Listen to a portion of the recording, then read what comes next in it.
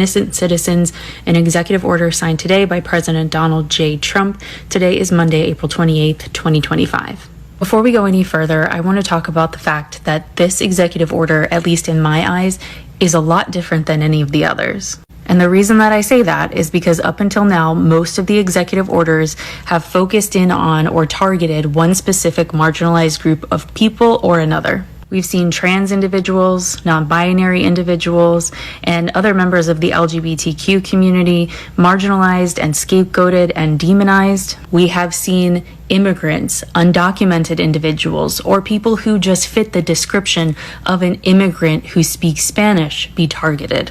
We've even seen law firms called out by name in these executive orders. But what we haven't seen yet is an executive order that is going to have the possibility of negatively impacting every single human being living or even visiting in the United States of America.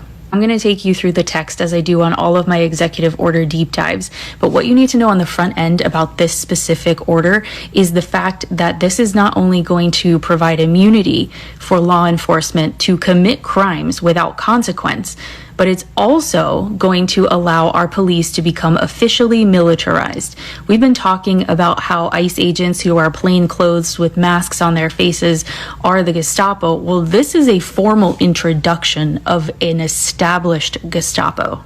This executive order is going to show us if the Constitution holds for any of us. Because again, we've seen executive orders and constitutional law be broken on behalf of marginalized individuals, but we have yet to see that happen to anyone who exists in the United States. And one example of this that immediately came into my head when I read the text of this executive order was the mom and dad who are diehard MAGA, who have voted for Trump 3 times, who have flags outside their homes that say Trump 2028, that wear their MAGA hat every time they leave the house.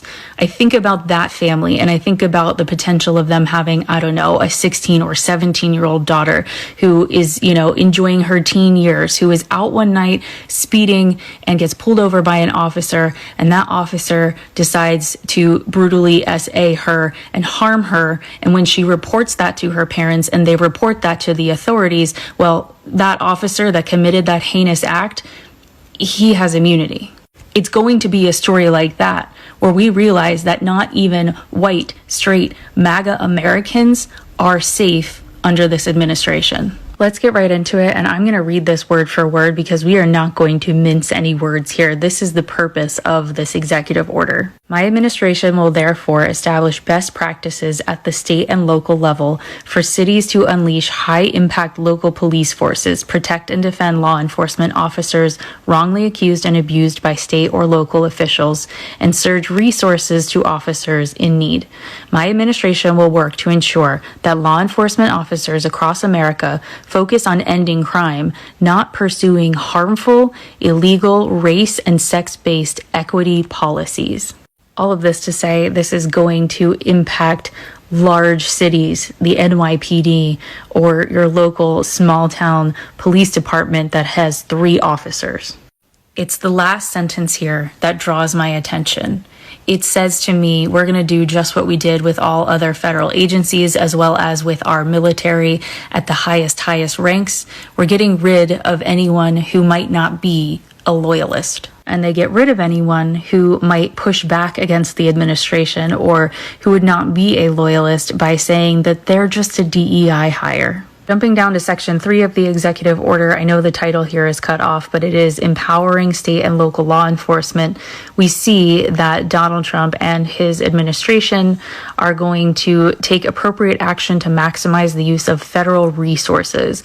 So all that money that was cut from USAID, the Department of Education, all these other things that are necessities to support the American people as well as foreign allies, that money is getting funneled into things like this. They're talking about new best practices that would be introduced to both state and local law enforcement to, quote, aggressively police communities.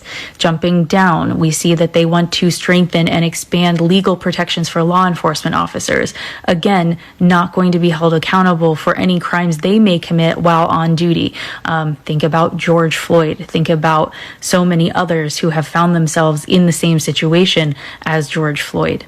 We also see that they would like to seek enhanced sentences for crimes against law enforcement officers. So I go then back to my example of the MAGA family and the teenage girl. Maybe she tries to defend herself against the officer who is SAing her, and as a result, she injures that officer. Well, now she's not looking at any sort of self-defense opportunity. She's looking at assault on a police officer, as well as probably other charges which hold long sentences.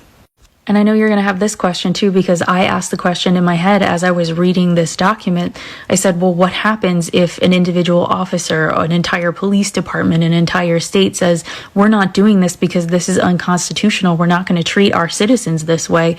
Well, the federal government has the right to do with you what they wish. They can just say, you're all fired and we're going to move in, the people we want to move in here. And of course, we then get into the obvious, which is conveniently hidden in Section 4, using national security assets for law and order. After 90 days, essentially, they will decide if they need to increase the provision of excess military and national security assets in local jurisdictions to assist state and local law enforcement. They will also determine how military and national security assets, training, non-lethal capabilities, so things like tear gas, things like rubber ammo, etc., and personnel can effectively be utilized to prevent crime. All of this, that's both the Insurrection Act and or martial law.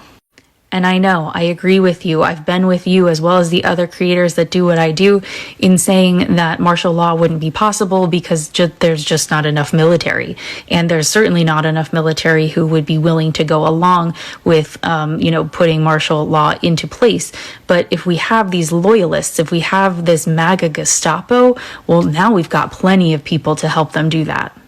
The last part I'm going to talk about briefly because I'm running out of time on this video.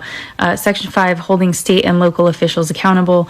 You can pause to read this, but essentially it says if you don't do what we say, legal remedies and enforcement measures will be taken for those that obstruct anything that the law enforcement is trying to do, or for those engaged in discrimination or civil rights violation under the guise of DEI. If you're still listening and you're still here 8 minutes in, thank you for being here. I just want to reiterate, this to me is going to determine whether or not we abide by the Constitution, maybe not even for marginalized groups because we've seen how that plays out, but for anyone here in the United States. Let me know your thoughts in the comments. Be sure to share this with a friend. People need to know what is in this executive order, even though it takes